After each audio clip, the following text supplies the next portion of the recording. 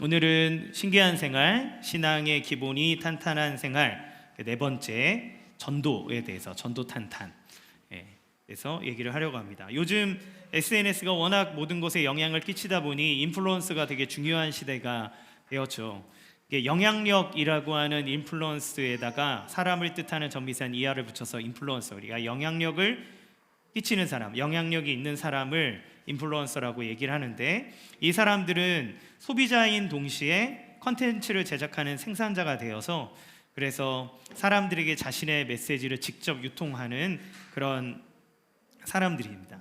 그래서 예를 들면 패션에 대한 인플루언서는 그들이 명품이나 이런 물건을 만드는 사람은 아니지만 그것을 어떤 제품인지, 어떻게 좋은지, 또 이것을 어떻게 활용하면 좋은지 이런 것들을 꼼꼼하게 사람들에게 알려주어서, 소식을 전해주어서 사람들이 그것을 보고 이제 그 물건을 가질지 아니면 갖고 싶어 하는지 아닌지 이런 것들을 이런 마음을 갖게 해주는 역할을 하죠. 그래서 요즘에는 인플루언스 마케팅을 통해서 그들을 통해서 사람들에게 더 다가가려고 하는 모습들도 보여줍니다. 그런데 여기에 보면 이 사람들이 하는 건 어떤 좋은 물건에 대해서, 어떤 좋은 일들에 대해서 그것을 소개해주고 어필을 해주죠. 좋은 것에 대해서 누가 뭐라 그래도 자기 소신에 있게 합니다. 제가 아는 한 유튜버는 거기에 당신의 말에 반박합니다 그러면 꺼져 이러더라고요. 형만 따라와 뭐 이러면서 모르면 잔말 말고 가만히 있어 이러면서 자기가 갖고 있는 그 제품이든 어떤 컨텐츠든 이 모든 것들에 대해서 소개를 해주는 거예요. 좋은 것에 대해서 좋다고, 이것에 대해 자기의 소신의 발언을 자신 있게 합니다. 제가 왜 이 전도에 대해서 이야기를 할 때 갑자기 이 인플루언서 이야기를 할까? 전도에 대한 오해와 문제 때문에 그렇습니다. 저도 교회 생활을 오래 하면서 교회 생활을 하다 보면 필연적으로 맞닥뜨려지게 되는 게 전도에 대한 부담감이에요. 왜 그렇게 부담이 될까? 전도를 나가면 자꾸 쭈뼛거려지고 뭔가 부끄럽고 이렇게 자신 없어지고 이런 저의 모습을 보게 되었습니다. 왜 부끄러울까요? 저는 신앙생활 되게 열심히 했거든요. 교회에서도 봉사도 많이 하고 믿음도 있고, 그런데 이 복음을 가지고 나가면, 전도하러 나가면 나는 왜 자꾸 쭈뼛거리고 부끄러울까? 근데 시간이 지나서 복음을 더 깊이 들여다보게 되고 복음을 알게 되고 내가 예수님을 더 사랑하고 예수님에 대해서 알면 알게 될수록 드는 생각이, 그때 나는 신앙생활이라고 하는 종교생활은 정말 열심히 했지만 내가 믿고 있는 예수님에 대해서는 확신이 많이 없었구나 라고 하는 생각이 들었어요. 그분이 좋은 분이고 아름다운 분이고 신실하신 분이고 정말 우리에게 필요한 분이라고, 정말 우리의 구원자라고 하는 것을 내가 확신하고 믿었다면 이것을 부끄러워할 이유가 무엇이 있는가? 그리고 또 한 가지 제 안에 걸렸던 것은 저의 부족함입니다. 예수님을 믿는 제가 이렇게 부족한데 내가 사람들한테 얘기했을 때 너나 잘 살아 이런 얘기 들을까 봐. 그래서 가장 전도하기 어려운 대상이 누군가요? 친한 친구나 아니면 우리 가족들. 내가 하는 일 뻔히 다 알고 있는데 내가 그에게 전도한다는 것, 복음을 전한다는 것이 너무너무나 부끄러웠던 일들이 생각이 납니다. 그런데 모든 그리스도인들은 복음의 인플루언서들입니다. 그러니까 우리는 창조자가 아니에요. 그 인플루언서가 자기가 제품을 만드는 사람이 아니듯 우리는 주어진 것을 소개하는 사람입니다. 우리는 사람을 변화시킬 수도 없습니다. 우리는 변화시킬 능력이 없어요. 우리는 그저 우리에게 주어진 것들을 소개하는 거예요. 초대교회를 통해서 복음이 증거되고 그것이 부흥할 수 있었던 이유는 무엇이었냐면 그들이 위대한 사람이었기 때문이 아니라 그들은 그 당시에 사람들에게 천대받고 무시받는 사람들이었지만 그들이 믿고 있는 그 예수님이 너무나 대단하고 엄청나고 아름답고 뛰어나고 전능하신 분이기에 그들은 자기 입으로 내가 아는 그 예수를 소개하고 믿어보라고 사람들에게 얘기했습니다. 그리고 그 믿는 예수님에게 반응하여서 그 예수님을 따르는 삶을 살게 된 거죠. 그리고 그러한 삶은 사람들에게 영향을 끼쳤기 때문입니다. 그러면 우리가 사람들에게 복음을 전할 때 가지고 있어야 될 첫 번째 자세는 무엇일까요? 복음이 무엇인지를 알아야 하고 그것이 왜 좋은 것인지를 알아야만 우리는 그것을 전할 수 있겠죠. 그래서 오늘 먼저는 이 복음이 무엇인지를 알기를 원합니다. 복음은 무엇일까요? 첫 번째, 복음은 소식입니다. 이 개념은 아마 우리가 개척 준비하면서도 여러분이 책 나누라면서 저에게 이야기를 많이 들었겠지만 앞으로도 귀에 딱지가 앉을 정도로 계속해서 들을 이야기입니다. 왜냐하면 이 단순한 사실을 우리는 자꾸 잊고 살기 때문에 그래요. 18절 말씀에 중간에 이렇게 얘기합니다. 복음을 전하게 하시려고 이렇게 얘기를 해요. 복음이 무엇입니까? 영어 성경에는 이 복음이라는 말이 good news라고 되어 있어요. 새번역 성경에는 기쁜 소식이라고 되어 있습니다. 그러니까 복음은 어떤 일에 대해서 충고하거나 가르치는 내용이 아닙니다. 복음은 기쁜 소식이에요. 기쁜 소식이라 함은 우리가 어떤 일을 해야 된다라고 알려주는 공지가 아니라 하나님께서 우리를 위해 행하신 일에 대한, 되어진 일에 대한 소식을 얘기하는 겁니다. 따라서 복음은, 기쁜 소식은 우리가 듣고 반응해야 될 것이지 우리가 행해야 될 어떤 것이 아니라는 거예요. 우리는 그동안 이 복음을 들으면서 신앙생활하며 종교생활로 우리의 자신을 속여오기도 했습니다. 자신의 헌신과 공로를 통해서 하나님께 구원을 인정받으려고 하는 거죠. 헌금을 많이 하면, 봉사를 많이 하면 그래서 한국의 하나님 앞에 인정받을 것이고 내가 하나님 나라의 천국의 상급이 많아져 하나님의 그 영원하신 화평을 누릴 수 있다, 이렇게 생각해서 그것들을 하지 않으면 우리 스스로를 얼마나 정죄해 왔는지 모릅니다. 이거는 복음을 철저하게 잘못 이해한 거예요. 왜 그렇습니까? 복음은 기쁜 소식, 우리에게로부터 나오는 것이 아니라 하나님께서 우리를 위해 행해 주신 일들이기 때문에 그래요. 그러면 기쁜 소식은 무엇입니까? 그것은 바로 우리가 어떤 위험에 처해져 있는데 그 위험으로부터 구원을 받았다고 하는 소식이에요. 그것을 선포하는 기쁜 소식입니다. 그러면 우리는 어떤 위험에서부터 구원을 받았습니까? 우리는 인간의 죄로 인해 나타난 하나님의 진노, 또 이 역사의 마지막 날에 나타날 하나님의 심판으로부터 구원을 받았다는 소식이에요.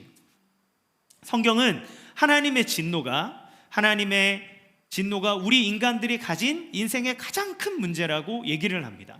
거룩하시는 하나님은 죄와 함께 할 수 없죠. 그런데 사람은 죄를 지었습니다. 선악과를 따먹음으로 자기를 창조하신 창조주 하나님의 자리에 올라가 하나님을 내 인생에서 몰아내고 내 스스로가 하나님이 되고자 하는 그런 반역의 죄, 하나님을 내 인생에서 없애버리려고 하는 죄를 지었죠.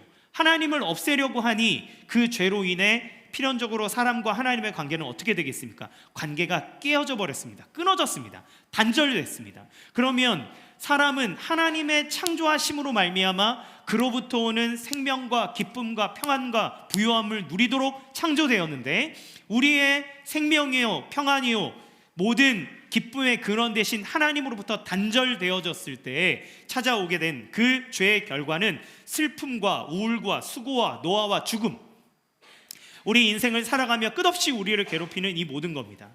에덴 동산 안에서 충만하게 하나님과 교제하며 삶의 모든 부요함을 누리고 살았었는데 하나님을 떠난, 에덴에서 쫓겨난 인류는 이 세상에서 고통과 질병과 가난과 차별과 자연재해, 전쟁, 노화, 죽음으로 가득 찬 세상, 그것 속에서 우리는 늘 불안해하고 그것을 지키기 위해서 아둥바둥하는 인생을 사는 거죠. 그렇게 열심히 살고 난 다음에 우리가 맞이하는 것은 쓸쓸하게 우리의 인생을 마치는 죽음이 있을 뿐입니다. 그뿐이겠습니까? 그 죽음 이후에는 하나님의 영원한 진노의 심판이 우리에게, 죄인들에게 있다고 얘기합니다. 따라서 인류의 진정한 구원에 있어서 가장 중요한 것은 무엇이냐면, 어떤 사람은 돈을 많이 버는 것, 내가 평안한 것, 자식이 잘 되는 것, 이것을 구원의 개념으로 생각할 수 있지만, 그러나 인류의 진정한 구원에 있어서 가장 중요한 것은 우리의 근원 되시는 하나님과의 관계가 올바르게 성립되고 재정립되는 것입니다. 그러면 어떻게 하나님과의 관계를 바르게 정립할 수 있단 말입니까? 인간이 하는 모든 행위와 모든 시도는 하나님께 도달할 수 없다라고 얘기해요. 사람이 선행을 해가고 철학을 공부하고 진리를 파헤쳐도 하나님의 기준에 이를 수 없다고 얘기합니다. 그래서 오늘 본문에서 예수님은 이사야 선지자의 글을 인용해서 읽으세요. 그 내용은 가난한 사람에게 복음을 전하게 하셨다, 기쁜 소식을 전했다, 포로된 사람에게 해방을, 눈먼 사람에게 눈뜸을, 억눌린 사람들을 풀어준다는 내용이에요. 그리고 이 말씀을 읽으시고 난 다음에 이렇게 얘기하십니다. 21절 같이 읽겠습니다. 시작. 이에 예수께서 그들에게 말씀하시되 무엇을 말씀하십니까?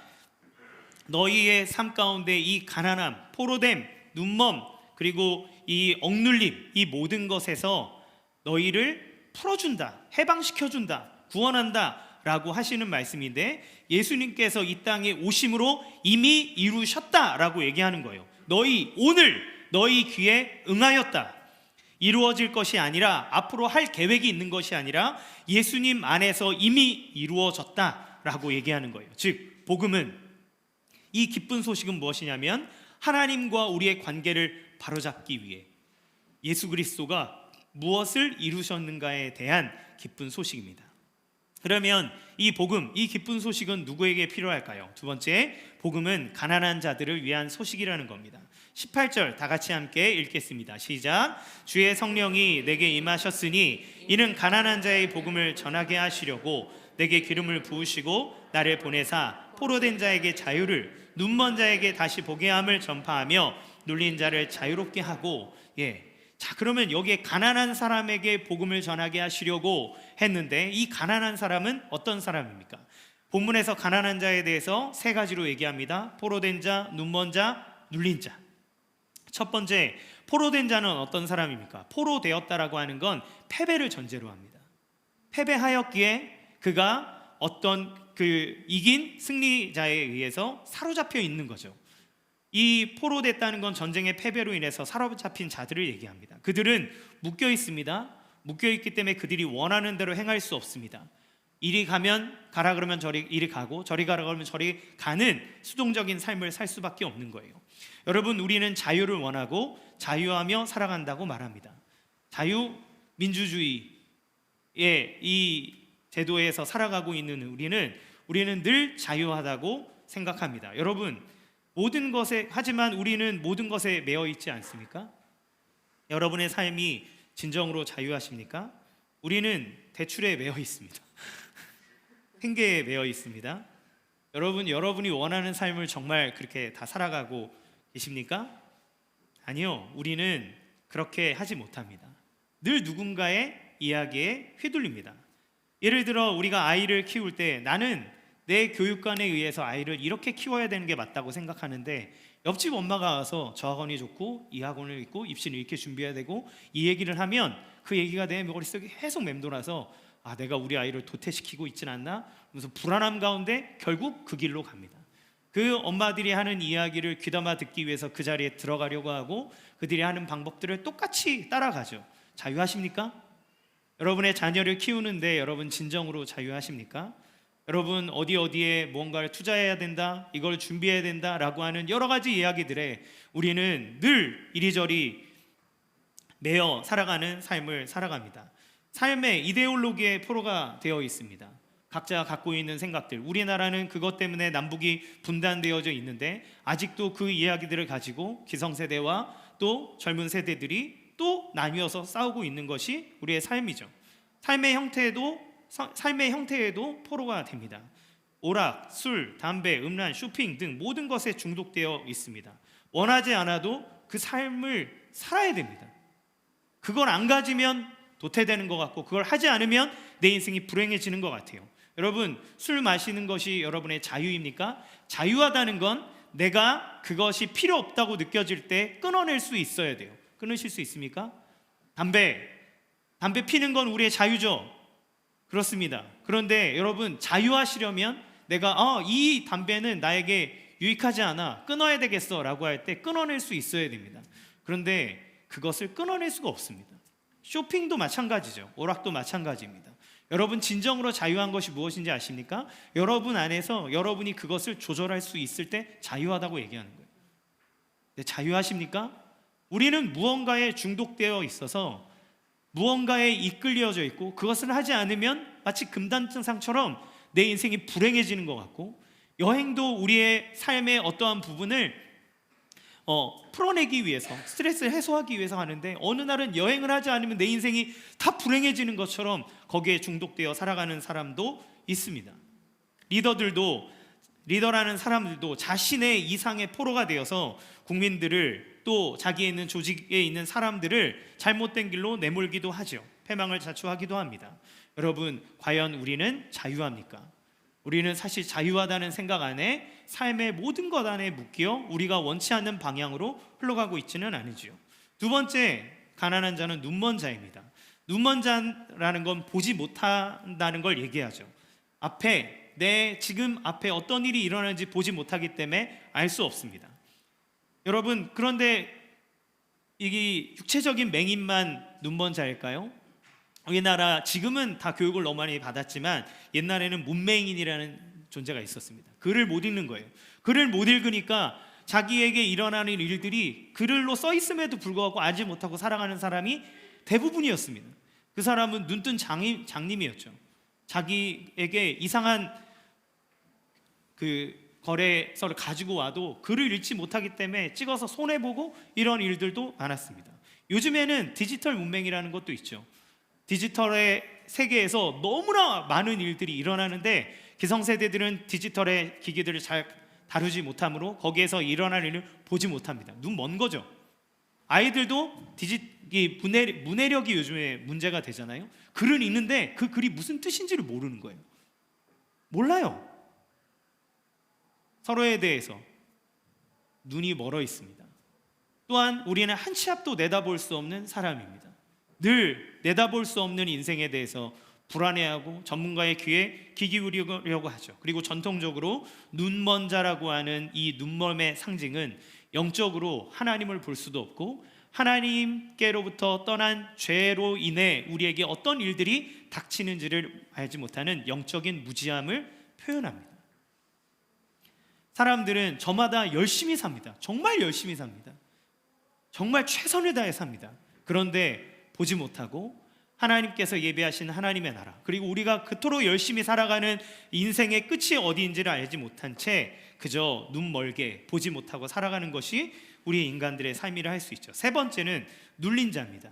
이 눌려있다라고 하는 것은 헬라어 원어로 볼 때 깨어진 자, 상처받은 자라는 표현이에요. 현대를 살아가는 수많은 사람들이 이 눌림이 얼마나 큰지 모릅니다. 마음의 상처가 너무나 깊어 이 상처를 어떻게 처리할지 모르고 살아가는 게 우리의 모습이죠. 특히 우리나라 사람들은 한의 민족 아닙니까?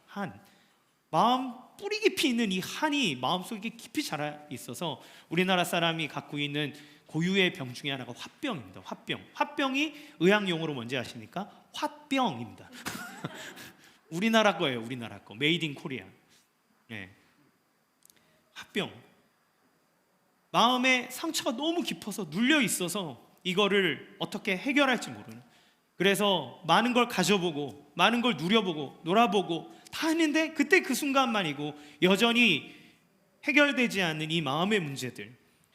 여러분, TV에서 나오는 그렇게 사람들이 추앙하고 소리 지르고 사랑해주는 그 연예인들도 자기의 모든 꿈을 다 이뤘다고 생각했고 다 가졌다고 생각했고 모든 것을 누리고 있다고 생각했는데 어느 날 아무도 없는 집안에 들어갔을 때 오는 공허함, 그리고 언제 이 인기에서 떨어질지 모르는 불안감, 이것으로 인해 공황장애, 우울증, 그리고 끝없이 자기 자신을 증명하기 위해서 몸부림쳐야 하는 삶 속에 다 이루었는데 왜 이렇게 슬프지? 그리고 눈물을 흘리는 TV 안에서의 상담이나 예능이나 이 모든 프로그램 중에 그런 사람들의 모습을 보죠. 다 가졌는데 그들의 집을 보면 뭐 휘황찬란하잖아요. 그런데 다 가졌는데 우울하대요, 공허하대요, 두렵대요, 무섭대요. 다 가졌는데 왜 무엇이 우리를 누르고 있습니까? 이것, 포로된 자, 눈먼 자, 눌린 자, 이것은 무엇을 얘기합니까? 우리 모두가 다 그런 사람이라는 거예요. 그런데 우리는 이런 어려움 속에서 어떻게 노임을 받을 수 있습니까? 종교는 이런 포로된 것에서 네가 빠져나올 길이 있는데 너가 고행과 수행을 통해서 탈출해라. 그럼 너는 구원에 이를 수 있다고 얘기합니다. 또 어떤 사람은 너의 눈을 떠서 진리를 봐라. 진리를 탐구하고 그 진리를 깨달을 때 너가 구원에 이를 수 있다고 말합니다. 우리를 누르고 있는 번뇌에서, 상처에서 벗어나라. 그러면 너에게 구원이 있다. 누가 모릅니까? 그런데 몇이나 여기서 탈출할 수 있을까요? 너의 노력과 너의 능력만이 너를 자유하게 할 것이다 라고 하는 그 이야기가 되게 그럴듯해 보이고 괜찮아 보이는 말 같고 이치에 맞는 말 같지만, 그러면 우리에게 도대체 구원이 왜 필요합니까? 다 그렇게 하면 되지. 쇼생크 탈출이라는 영화를 보셨습니까? 거기에 아무도 탈출할 수 없는 감옥에 주인공이 몇 년에 걸쳐서 숟가락으로 땅을 파서 거기를 탈출합니다. 만약에 우리의 이 인생의 문제, 우리를 가두고 있는 포로된 곳에서, 눈먼 곳에서, 눌려있는 이곳에서 탈출하는 것이 오롯이 우리의 실력과 능력뿐이라면 거기에서 구원을 얻을 수 있는 사람이 누가 되겠습니까? 더군다나 그 모든 것을 심판하고 판단하는 이는 하나님이신데, 하나님의 법 아래, 하나님의 기준 아래 그것을 맞추고 그것을 통과할 수 있는 사람이 누가 있겠습니까? 아무도 없죠. 이 세상의 근심과 걱정에서 어떻게 자유할 수 있는가? 돈이 많고 적음, 권력이 있고 없음에 관계없이 자녀의 문제에 자유할 수 있습니까? 삶의 건강의 문제에서 자유할 수 있습니까? 아니요. 우리는 모두 다 포로된 자입니다. 우리는 모두 다 눈먼 자입니다. 눌린 자입니다. 그래서 모든 사람에게 복음이 필요하다고 성경은 얘기하는 거예요. 너희를 위해, 너희가 도저히 빠져나올 수 없는 그 길에서 너희를 구원할 하나님의 구원의 소식이 너희에게 전해졌다. 그 위험과 어려움에서 너희를 구원하시는 하나님의 구원에 대한 기쁜 소식이 너에게 지금 응했고 이루어졌으니 그 소식을 받고 믿으라고 얘기하는 거예요. 예수님이 그 소식을 들려주시는 겁니다. 우리가 도저히 갚을 수 없는 하나님과의 관계를 이을 수 없는 그 죄의 문제, 죄의 빛을 예수님이 십자가에서 죽으사 그 모든 것을 다 지불하시고 갚아주셨다는 거예요. 그리고 부활하셔서 우리의 주인이 되사 우리를 다스리시고 우리 가운데 평안과 기쁨을 주고 계신다고 우리에게 얘기하고 있습니다. 그래서 그 예수님으로 말미암아 포로된 것에서 노임을 받았고 눈을 떠서 하나님의 나라를 볼 수 있게 되고 깨어진 마음, 연약한 마음을 판단받지 않고 안아주시는 치유와 회복이 너희에게 있다. 그러니 그 소식을 듣고 반응해라. 그 소식 앞에, 예수님 앞에 나오라고 얘기합니다. 상황에 연연하지 않는 평안을 누리게 된다고 성경은 약속하는 거죠. 예수님을 통해서 우리에게 내려질 죄에 대한 용서를 받아 사망에서 생명으로 옮겨졌을 뿐만 아니라 하나님의 자녀가 되어 하나님만이 누릴 수 있는 그 권세와 능력을 가지게 되었다라고 성경은 얘기합니다. 그래서 너희는 자유할 수 있고 너희는 그 모든 묶인 것에서 노임을 받을 수 있고 그리고 너희는 그 모든 것에서 위로와 평안을 누릴 수 있다고 성경은 얘기하고 있는 거죠. 여러분, 복음은 우리를 자유하게 하고 우리를 편하게 합니다. 복음과 복음의 결과를 혼동하면 안 돼요. 우리가 왜 자꾸 좌절과 어려움에 빠집니까? 우리가 예수님이 이루신 일들을 받아들이지 않고 내 힘과 능력으로 그것을 얻어내려고 하기 때문에 자꾸 종교적인 삶 속에서 나 자신을 증명하여서 그분의 눈에 들려고 하는, 이미 받아주신 그 은혜와 사랑을 누리지 못하고 아버지의 눈에 들기 위해서 열심히 무언가를 하는 큰아들처럼 우리가 그러한 종교 생활을 하기 때문에 복음을 누리지 못하고 있는 거죠. 복음이 얼마나 우리를 자유하게 하고 이 세상에 일어나는 모든 일들을 뛰어넘는 기쁨과 평안을 주시는가 함께 간증을 나눠보기 원하는데요. 제가 아는 목사님이 자기 교회 성도의 이야기를 해주신 겁니다. 한 불교 신자였던 자매가 결혼을 했는데 믿는 이제 집안과 결혼을 하게 된 거죠. 결혼하면서 시어머니를 따라서 억지로 교회를 출석하게 됐어요. 근데 교회에 나와서 모임을 했는데 어느 날 갑자기 대표 기도를 시킨 거예요. 참 이 교회도 그렇죠? 대표 기도를 시킨 거예요. 그러니까 이 자매가 놀라가지고 다시는 교회를 이제 안 간 거예요. 이제 교회를 안 가겠다 그러고 안 나왔는데 그러다가 아이를 출산했나 봐요. 출산하고 나서 교회를 이제 나오기 시작한 거예요. 그때 이 목사님이 자매를 우연히 만나서 이야기를 나눴을 때 자매가 이렇게 물어봤대요. 왜 갑자기 교회를 다시 나오게 됐어요? 이렇게 물어보니까 자매가 뭐라고 얘기했냐면 자기가 지금 아이를 낳는데 자식을 위해서 해줄 수 있는 게 아무것도 없더라. 그래서 기도라도 해줘야 될 것 같다. 그래서 교회에 나왔다. 이렇게 얘기를 했답니다. 이 대답에 목사님께서 다시 질문을 했대요. 자매가 자매의 자식을 귀하게 여기는 거는 알겠는데 그러면 내가 왜 자매의 자녀를 귀하게 여겨야 하죠? 자매의 그 자식을 내가 귀하게 여겨야 할 이유가 무엇이 있습니까? 자매의 옆집 사람이 그리고 우리 교회 성도가 자매의 그 자녀를 귀하게 여겨야 될 이유가 있습니까? 없죠. 사실은 내 자식이지. 그런데 우리가 당신의 자녀를 위해서 기도하고 당신의 자녀를 생각하는 것은 교회는 인간이 모두 다 그리스도 안에서 존귀함을 받았다라고 하는 것을 가르쳐 줄 수 있는 곳이기 때문에, 그 사랑을 나누는 곳이기 때문에 그렇다라고 얘기했어요. 그때부터 자매가 자발적으로 교회에 출석을 하기 시작했고, 양육을 받으면서 복음을 듣고 그리고 신앙을 갖기 시작했습니다. 그래서 신앙을 가지면서 신앙이 자라나는 그때 둘째를 이제 출산하게 됐어요. 신앙 가운데서 낳은 둘째가 그런데 20개월 되었을 때 뇌암에 걸리게 되었습니다. 머리를 열어서 아이를 살려보려고 애를 썼는데 그 노력에도 불구하고 아이가 결국 사망했어요. 그 아이를 가졌을 때 신앙으로 믿음이 자라나면서 이 자녀를 갖게 됐을 때 하나님 앞에 얼마나 감사했을까요? 그런데 오히려 믿음을 가졌을 때 이 자녀가 죽게 된 모습을 보고 목사님은 이제 이 자매가 신앙을 버리고 교회를 떠나겠구나 라고 생각했답니다. 그런데 아이가 소천하기 직전 이 자매가 아이를 안고 어린이 찬양을 막 불러주더래요. 그런데 보다 못한 친정엄마는 독실한 불교 신자죠. 친정엄마가 자매 등짝을 때리면서 야, 이 미친년아 뭐하고 있냐면서 아내를 막 그 자매를 뭐라 하는 거죠. 근데 자매가 엄마 손을 뿌리치면서 엄마는 모르면 가만히 있으라고 얘기하면서 계속 아이를 안고 찬송가를 불러주는 거예요. 아이의 장례가 끝나고 난 다음에 목사님께 그 자매가 그때 일을 이야기하는 거죠. 자매가 그때 찬양을 했더니 목사님 제가 왜 그때 찬양을 한 줄 아십니까?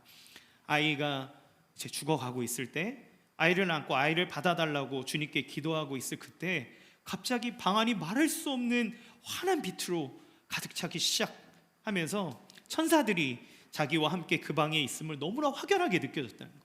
주님이 마치 그 자리에 계시는 것처럼 그 아이를 품고 안아주시는 것이 느껴져서 그 아이를 품에 안고 예수님을 찬양하고 그 아이를 받아주십사 주님 앞에 노래를 불렀다는 거예요. 여러분, 이게 복음이 주는 자유함입니다. 눈뜸입니다. 해방입니다. 위로입니다. 우리는 세상을 살아가며 우리에게 일어나는 어떤 일을 조금 잘 되면 하나님 나 사랑하는 것 같고 조금 못 되면 하나님이 나에게 저주하는 것 같고 이런 일들 하나하나의 일이 일비하며 두려움 속에 하나님의 눈에 들려고 뭔가를 막 해내려고 하잖아요. 그런데 복음은 내 자격의 요건과 상관없이 하나님이 나를 받아주셨음을 아는 것이고 하나님이 나를 받아주셨다는 것을 알았을 때 그 모든 것이 합력하여 선을 이루는 것임을 깨닫게 되고 우리의 눈이 열려서 인생이 볼 때의 불행한 일조차도 하나님 안에서 너무나 놀랍고 축복된 일이라는 것을 깨닫게 되는 거예요. 그 안에서 우리의 자녀가 얼마나 귀합니까? 근데 그 자녀를 하나님 앞에 내어놓을 수 있는 자유함, 그리고 그곳에서 하나님 나라를 볼 수 있는 눈의 뜸, 그리고 모든 슬픔에서 하나님께서 주시는 위로함을 받는 하나님의 위로.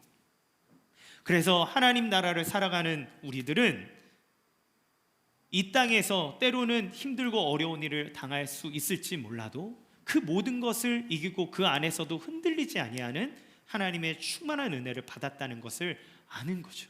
그것이 하나님께서 우리에게 주시는 복음의 은혜와 능력과 힘과 자유함 그리고 위로함입니다. 자, 그러면 여러분은 이 복음의 은혜를 누리고 계십니까? 우리는 날마다 이 복음에 대해서 안다고 착각하는 우를 범하는 것 같아요. 복음은 날마다 들어야 하고 그것을 깨달아야 하고 그것을 누려야 합니다.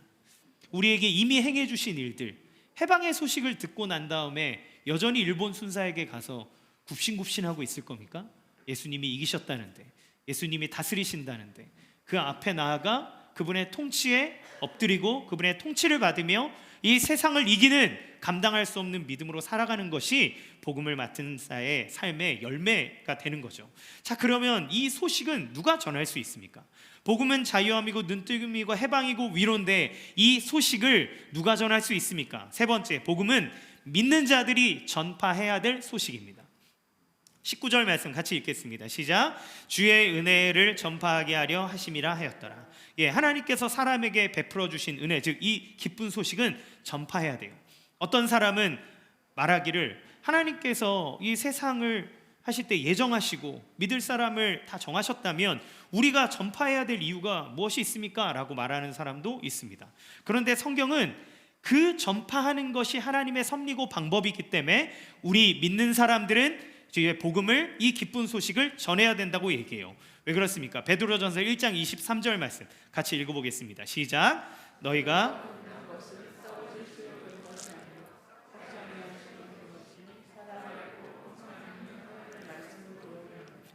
어떻게 우리가 거듭났습니까? 하나님의 섭리가 어떻게 기적적으로 죽은 영혼에 개입해서 우리에게 새로운 출생, 새로운 생명을 우리에게 주셨습니까? 여러분의 능력입니까? 여러분 이거를 믿는 게 가능합니까? 2000년 전에 죽은 예수가 부활했고 그 예수를 믿으면 구원을 얻는다는 이 내용을 믿는 것이 여러분의 의지와 여러분의 지식과 여러분의 그 무언가로 이게 믿어지는 게 가능하다고 생각하십니까? 하나님의 은혜가 없이는 이걸 받아들일 수가 없어요, 사실은. 그런데 이 새로운 생명을 주시는 이 기적적인 은혜는 하나님의 말씀으로 된 거라 그랬어요. 그런데 이 말씀이 어떻게 우리에게 작용할 수 있습니까? 이어서 베드로전서 1장 24절에서 25절 같이 읽겠습니다. 시작. 그러므로 모든 육체는 풀과 같고 그 모든 영광은 풀의 꽃과 같으니 풀은 마르고 꽃은 떨어지되 오직 주의 말씀은 세세토록 있도다 하였으니 너에게 전한 복음이 곧 이 말씀이니라. 너희에게 전한 복음이 이 말씀이다 얘기합니다. 그러니까 말씀이 전해짐으로 그 말씀을 통해 사람들이 구원을 얻게 된 것이다라고 얘기하는 거죠. 말씀을 통해 거듭나는데 그 말씀은 내가 너희에게 전한 복음, 전달되어진 복음을 통해 이루어진다는 거예요. 그래서 존 파이퍼 목사님은 이 부분을 섭리라고 하는 책에서 얘기하면서 뭐라 그랬냐면, 누구도 전도가 없다면 거듭나지 못한다.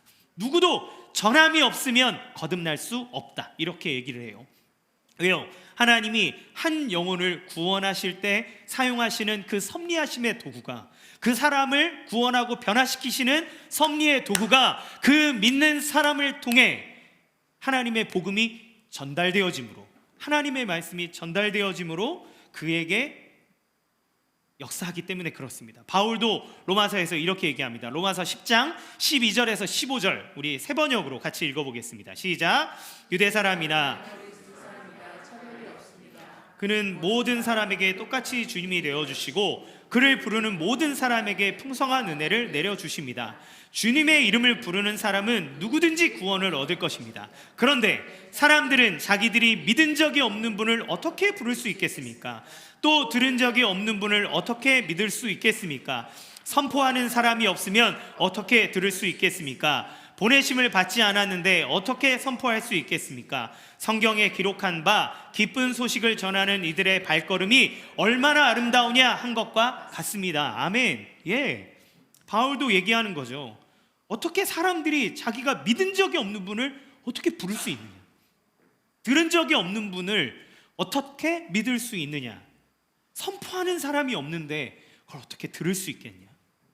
그리고 결국 보내심을 받지 않았는데 어떻게 선포할 수 있겠냐? 그 얘기는 하나님이 이 전도에 미련한 방법을 통해서 하나님의 이 복음, 이 기쁜 소식이 사람들에게 전달되기를 원하시고 그 전달되어짐을 통해서 그 사람들은 예수님을 알게 된다는 거예요.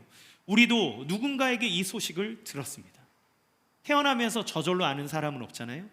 내 부모에게서 이야기를 들었습니다. 아니면 내 친한 친구에게서 이 이야기를 들었습니다. 아니면 이웃에게서, 아니면 동네 함께 교제하는 엄마에게서, 누구에게서든 우리는 들음으로 이 소식에 반응한 결과 이 자리에 계시는 거죠.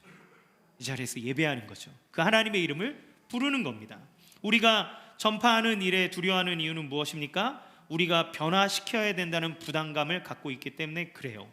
그런데 제가 선교단체에서 배웠던 전도에 대한 정의는 늘 이렇습니다. 오직 성령의 능력 안에서 그리스도만을 전하고 그 결과는 하나님께 맡기는 것이다. 우리는 전하는 자지 변화시키는 자가 아닙니다.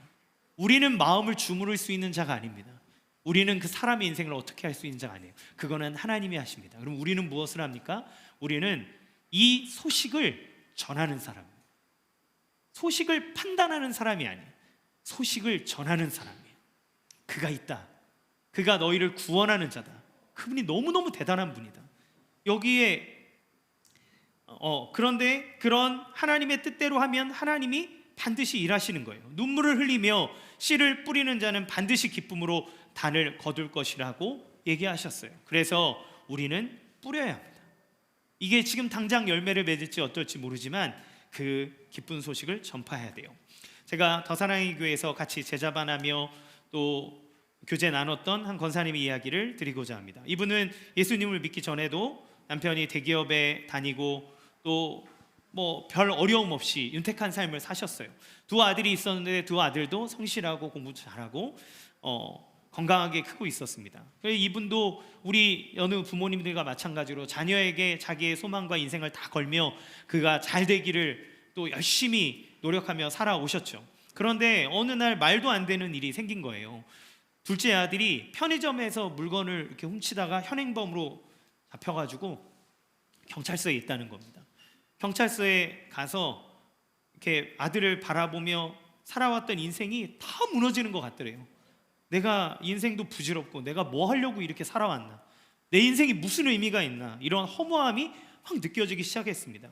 근데 그분이 당시 교회를 다니지 않았었는데 경찰서에 밤새 기다리다가 무슨 일인지 기도하기를 시작했대요. 하나님, 내가 이대로는 못 살 것 같으니 아들이 일상으로 돌아갈 수 있게 해주세요. 우리 아들이 일상으로 돌아가면 제가 교회 나가겠습니다. 하나님 믿겠습니다. 이렇게 서원을 했습니다. 그리고 나서 나중에 이 문제가 잘 해결되어지고 아들도 잘 살아가게 됐을 때 그때 나는 교회 나가야 되겠구나 라는 생각을 하게 되셨대요. 그리고 나중에 이사를 이제 교회에 따라 나가다가 이사를 가게 될 때 더사랑의 교회를 소개를 받았고 지금 이제 더사랑의 교회 순장님으로 계십니다. 근데 그때 이분이 시간이 지나서 과거를 생각해 봤을 때 그때 내가 왜 하나님에게 기도를 했을까? 하나님을 믿지도 않는데. 생각해 보니 그동안 가까이 지내는 분이 교회를 다니면서 간혹 교회에서 좋은 강사님이 말씀 전한다고 자기를 교회로 데려가고 그랬대요. 근데 지금 생각해 보니까 그게 행복 축제 같은 그런 이제 전도 행사였던 거죠. 근데 뭐 평소에 막 교회를 나오라 마라 이런 얘기는 안 했지만 늘 그런 자리에 있을 때마다 자기를 초청해 갔다는 거예요. 그래서 사형리 가지고 와서 교회에서 훈련 받는데 자기야 이거 좀 들어줘, 나 숙제야 이러면서 또 하고. 근데 그때는 들어도 모르고 이거에 뭐 아무 생각도 안 나고 느낌도 없고 그냥 그랬거든요. 그런데 어느 날 자기의 마음이 심하게 가난해져서 내가 누군가를 붙잡아야 되겠다고 생각할 그때 자기가 믿지도 않던 하나님을 무의식 중에 찾게 되고 그 하나님을 붙잡아야 되겠다는 생각을 하게 됐더랍니다. 결국 그분이 자기가 믿었던 과정의 과거를 돌이켜보니 결국 그 모든 뿌렸던 씨앗들 안에서 하나님의 섭리가 나를 이렇게 인도했구나 라고 하는 생각들을 하게 되고 하나님께 감사하고 나를 위한 하나님의 역사가 이렇게 촘촘하고 놀랍게 이루어졌구나 라고 하는 것들을 느꼈다고 간증을 하셨어요. 여러분, 하나님은 당신의 섭리를 우리 사람들을 통해서 하십니다. 여러분이 지금 뿌려도 되지 않는 것처럼 보이지만 하나님이 그 뿌려진 곳에서 이미 역사하고 계신다는 거예요. 내가 뿌렸다는 것 자체가 하나님의 역사하심이고 내가 그 뿌린 씨앗은 하나님의 역사와 하나님의 섭리를 통해서 하나님이 반드시 열매를 맺게 해주신다는 것들을 믿으시기 바랍니다. 결론입니다. 폴 트루니에라고 하는 분은 인간이 혼자서 할 수 없는 것이 두 가지가 있다 그랬어요. 하나는 결혼이고 하나는 그리스도인이 되는 것이다 이렇게 얘기했습니다. 결혼도 혼자 할 수 없죠. 그리고 그리스도인이 되는 것도 혼자 할 수 없습니다. 그리스도인이 되는 과정에 하나님은 사람을 사용합니다. 예수님은 당신의 행하신 일을 제자들에게 부탁하셨어요. 그래서 너희가 이 모든 것을 전해라, 땅끝까지 전해라, 가르쳐 지키게 해라 이렇게 얘기하셨습니다. 그리고 그 제자들은 또 다른 사람들에게 부탁했습니다. 그리고 그것이 지금에까지 흘러서 2000년 전에 일어났던 그 이야기, 그 소식은 지금도 우리에게 기쁜 소식이 되어 우리로 하여금 이 황금 같은 휴일에 여러분의 쉴 수 있는 시간과 여가와 그 모든 것을 포기하고 나올 만큼 소중한 자리가 됐고 그 예수님은 우리의 구원자요 주님이 되셨고 우리가 아플 때 붙잡을 유일한 구원의 길이요 우리의 위로자요 우리의 방패요 우리의 소망으로 그 예수님을 모시고 살고 있습니다. 그런데 여러분 예수님 믿으십니까? 아멘입니까? 예수님 사랑하십니까? 예수님 대단하십니까? 네, 그 대단한 예수님, 그 사랑스러운 예수님, 그 기쁜 구원의 감격을 얘기하지 않으면 나중에 원망의 소리를 듣습니다. 지구촌 교회에 그 전폭하시는 목사님 계신데 그분의 간증이에요. 그분이 중학교 때 예수를 믿었대요. 중3 때 믿었답니다. 너무 그 예수님을 믿고 나니까 너무너무 좋아서 부모님을 전도해야 되겠다 생각이 들었대요. 예수님, 그 부모님을 너무 전도하고 싶어서, 구원받게 하고 싶어서 너무 간절하게 부모님을 위해서 전도를 했는데 받아들이지 않았대요. 그런데 몇 년 후에 그 부모님이 믿게 됐습니다. 그리고 이 목사님도 나중에 신학교를 갔죠. 신학교에 가고 난 다음에 그 후에 누나도 이제 교회에 다니고 예수님을 믿게 됐습니다. 그런데 30살쯤 됐을 때 누나와 차를 타고 단둘이 타고 가게 되는데, 그때 누나가 얘기를 했대요. 야, 너 중학교 때 그때 진짜 예수 믿었어? 너 천국과 지옥이 있다는 확신이 들었어? 그게? 그래서 믿은 거야? 이렇게 물어봤대요. 그러니까 되게 이렇게 막 우쭐하고 이렇게 또 자신감 있는 목소리로, 아, 당연하지. 난 그게 너무 확실하게 느껴졌어. 난 그걸 확실하게 믿었어. 그러니까 내가 신학교도 같이 나는 여기에 내 인생을 걸었어. 이렇게 얘기하니까 누나가 갑자기, 근데 너 왜 그때 나한테 전도 안 했어? 나는 네가 그때 나를 싫어하는 줄 알았어.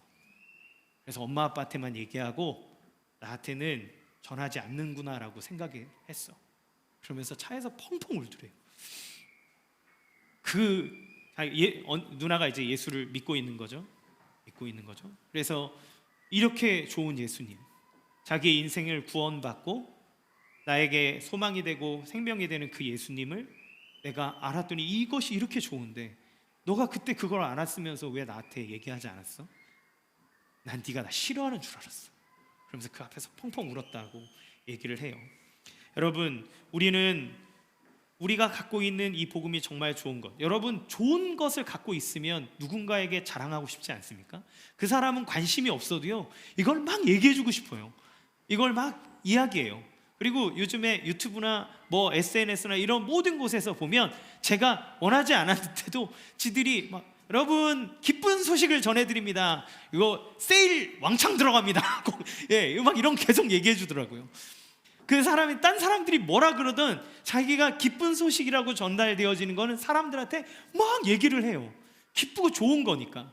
좋은 물건 하나만 갖고 있어도 여보 뭐 언니 이거 써봤어? 이거 대박이다 대박. 그러면서 막 알려달라고 말하지 않았는데도 막 시연해주고 막 그래요. 왜요? 좋은 거니까. 설득해요. 막 설득합니다. 여러분, 우리는 복음을 전하지 않을 때 자신 없는 이유는 복음의 의미를 잘 모르고 복음을 잘 누리지 못할 때 우리는 그것을 전하기를 주저합니다. 그리고 내가 부족하다고 생각하기 때문에 그래요. 특별히 가족에게 전할 때 그렇죠. 내 약점, 부족한 거 다 알고 있는데 부끄럽죠. 그런데 여러분, 전도는 나를 전하는 게 아니라 그랬습니다. 예수님이 우리를 위해서 행하신 일에 대해서, 예수님에 대해서 얘기하는 거예요. 따라서 나는 의가 없어도 예수님이 아름다운 분이기 때문에 전할 수 있는 것이 복음인 겁니다. 사마리아 여인, 성경에 나온 사마리아 여인은 그 당시에도 핏줄로도 사마리아 사람이에요. 사람들에게 배척받는 사람입니다. 그리고 그 여자의 삶과 행실은 남편을 다섯을 둘 만큼 사람들이 보기에도 별로였어요. 근데 그 여자가 우물가에서 예수님을 만나고 예수님이 진짜 메시아고 구원자라고 하는 것을 깨달았을 때 그녀는 마을로 들어갔습니다. 자기의 신분, 자기의 과거, 자기의 부족한 부분은 상관이 없습니다. 왜요? 내가 만난 예수가 진짜 구원자고 그가 진짜 하나님의 아들이더라. 여러분, 이 이야기를 들으십시오라고 사람들에게 전했습니다. 삭개오 아십니까? 삭개오는 세리였어요. 당시에 세리는 매국노 같은 사람이에요. 동족의 세금을 걷어다가 속국인 로마에다 갖다 바치는, 그러면서 사람들을 착취하고 착복하는 사람이었어요. 그런데 그가 예수님의 부르심을 받고 자기 인생의 집에 예수님을 초대했을 때, 그리고 나서 그는 사람들에게 예수를 전했습니다. 삭개오, 니까짓 게 뭔데? 상관없어요. 나는 그 예수를 만났고 그 예수로 말미암아 나는 구원을 얻었고 나는 예수로 말미암아 새로운 삶을 살게 됐기 때문에 내 과거와 내 모습이 어떠하든 그 예수를 자랑할 수 있게 되는 겁니다. 저는 전도하고 복음을 전하기에 앞서 먼저 여러분이 이 복음을 깊이 알기를 원합니다. 그 복음에 대해 우리 예배 가운데 복음이 선포되고 이 기쁜 소식에 대해 성도 간에 나누기를 원합니다. 그렇게 하기 위해서 복음을 들으십시오. 복음을 묵상하십시오. 복음을 알아가십시오. 그 소식을 붙잡고 그것을 계속 깨달으십시오. 그리고 복음을 누립시다. 우리에게 하나님이 행해 주셨다고 하는 그 일들, 그 자유함들, 그 모든 풍성함이 있다면 그 하나님 앞에 간구함으로 우리의 삶 가운데 복음의 기쁨과 풍성함을 누리며 살아가기를 원합니다. 여러분 안에 있는 끝없이 세상 안에서 붙잡고 있는 것들을 주님 앞에 내려놓고 하나님을 붙잡는 인생이 되어 하나님이 주시는 참된 평안을 누리기 원합니다. 해방의 소식, 그것을 누리기 원해요. 그리고 그 누리고 있는 복음을 사람들에게 전하기 원합니다.